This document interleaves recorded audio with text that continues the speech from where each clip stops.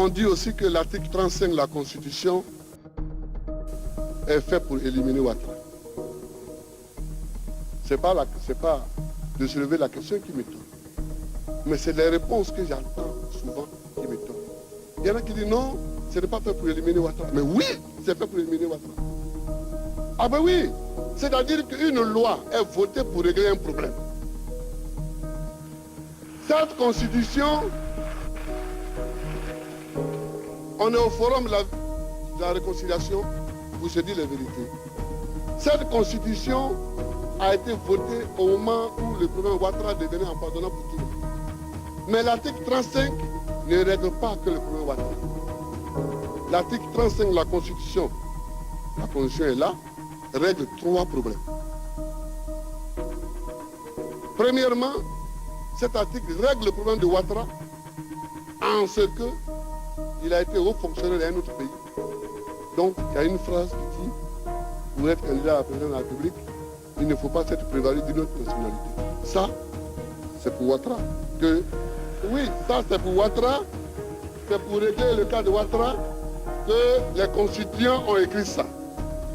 Mais il faut que les Ivoiriens aient le courage et l'honnêteté d'assumer ce que le peuple de Côte d'Ivoire a voté.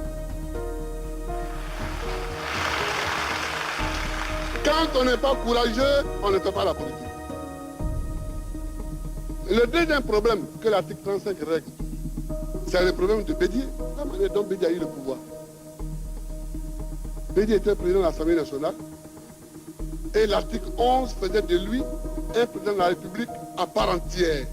L'article 35 a dissous cet article 11-là et a donné un pouvoir transitoire au président de l'Assemblée nationale, lui demandant d'organiser les élections entre, je crois, 45 et 98. Donc, la manière dont le président Bédié a eu le pouvoir exécutif, on ne pourra plus l'avoir comme ça ici.